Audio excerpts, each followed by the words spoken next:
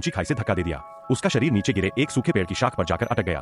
फिर उसके शरीर से टपकता खून जमीन पर गिरा, जिसकी गंध सूंघकर दर्जनों नरभक्षी जंगली जानवर वहां टूट पड़े। वे पागलों की तरह छटपटा रहे थे और उसके शरीर को नोचने लगे।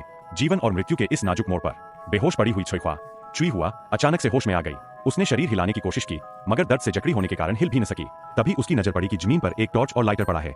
वह दर्द सहते हुए धीरे धीरे हाथ बढ़ाती है और हेडफोन की वायर से उस लाइटर को खींच लेती है। इसके बाद उसने पेड़ के नीचे जमा लकड़ियों में आग लगा दी। कुछ ही देर में पेड़ का तना जलकर दो हिस्सों में टूट गया और चुई हुआ जोर से जमीन पर आ गिरी। लेकिन आग से जलने से पहले ही उसे पास से आती मोटरसाइकिल की गड़गड़ाहट सुनाई दी। असल में उसका प्रेमी यह देखने आया था कि चुई हुआ सच में मर चुकी है या नहीं। मौत सामने देखकर भी चुई हुआ ने हिम्मत नहीं हारी। वह घिसटते हुए आगे बढ़ गई और एक अंधेरे गुफा में छुप गई। उधर उसका प्रेमी और उसके 3 साथी खाई के किनारे पहुंचे और नीचे देखा तो वहां सिर्फ घना अंधेरा था। चुई हुआ का कोई निशान न पाकर वे घबरा गए। उन्होंने तुरंत गाड़ियों में बैठकर नीचे की ओर खोजबीन शुरू की। जगह जगह खून के निशान देखकर उन्हें लगा कि चुई हुआ पास ही कहीं होगी, लेकिन वे यह नहीं जानते थे कि चुई हुआ पहले ही एक गुफा में घुसकर अपने जख्म का इलाज कर रही है और अब उसका असली बदले का समय शुरू होने वाला था। उसने दूरबीन से अपने प्रेमी और उसके साथियों को कार में जाते देखा। वह एक ऊंचे स्थान पर